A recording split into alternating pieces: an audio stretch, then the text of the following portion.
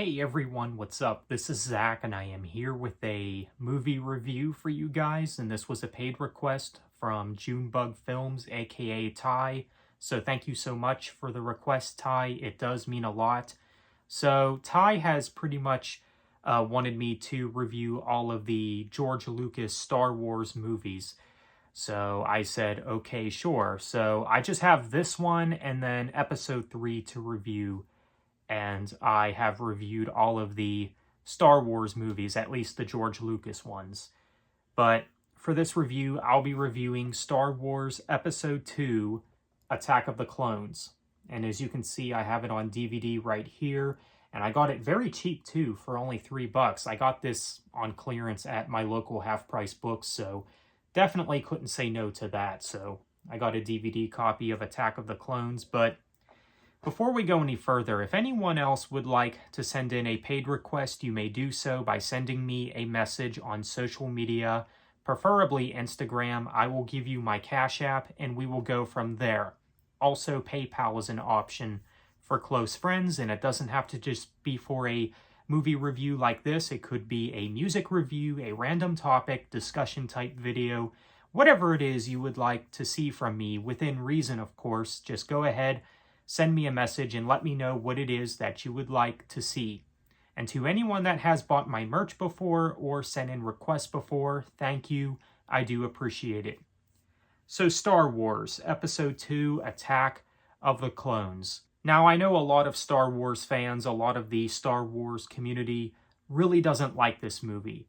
Now, is it a step down from Episode 1, The Phantom Menace? Absolutely. But with that said, Attack of the Clones, it's not a bad movie. I think this movie is actually pretty decent. I mean, it's not groundbreaking or amazing or anything, but it's a pretty good follow-up to The Phantom Menace, I would say. But it's not perfect, of course. And you have a pretty good cast in this movie. I mean, of course, you have Ewan McGregor, you have Natalie Portman, who has been in other things that I've seen. I know that she was in the Thor movies. I know that she, I believe, was in the movie Brothers with Tobey Maguire. That movie's okay.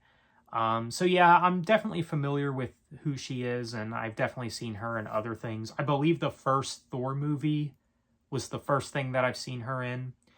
And Christopher Lee, legendary actor, is also in this movie as well as Dooku. And of course, Samuel L. Jackson is also in this, so overall, a pretty solid cast. You definitely can't go wrong with the cast. And again, I think that Attack of the Clones is a pretty good follow-up to The Phantom Menace, even if it is a step down.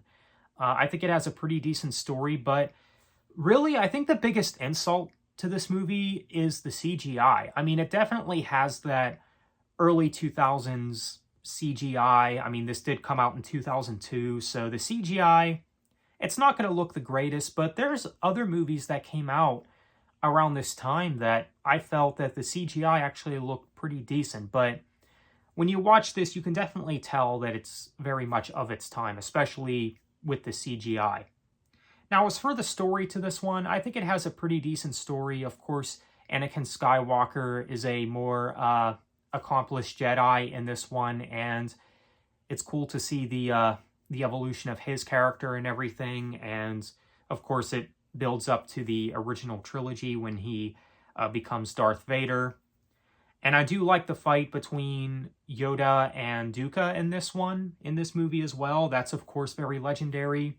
Of course, played by Christopher Lee. And that lightsaber fight between Yoda and, of course, Christopher Lee's character is just fantastic. It's definitely one of the highlights of this movie for sure.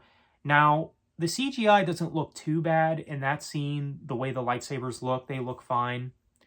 But when you get to the large-scale battles, that's where the CGI kind of looks a bit weird, but it's still enjoyable to watch. And, you know, maybe that's why some people do have gripes with this movie and, you know, why they don't like this film, because the large-scale battles and, you know, the sci-fi fight scenes and things like that, not as visually appealing as maybe in a movie like The Empire Strikes Back. But just because, you know, there's some things in this movie that aren't as good as things in previous Star Wars movies, that doesn't mean that it's not enjoyable at all, or, there's no redeeming factors at all, because I think the large scale battles in this movie, they're still fun to watch for the most part. And it is interesting to see Natalie Portman's character get more involved with the large scale battles. So this film definitely has some cool scenes and some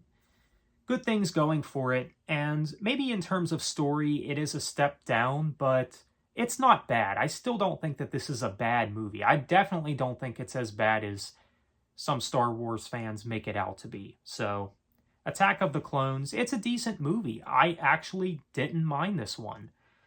Is it as good as Phantom Menace or the original trilogy? No, but it's still decent. So if I were to give Star Wars Episode 2 Attack of the Clones a rating or a score, I'm going to go ahead and give this film probably either a 7 or a 7.5 out of 10. A decent movie overall, so let me know what you think of Episode 2 Attack of the Clones if you have seen this one. So with that being said, thank you for watching, take care, and have a good one.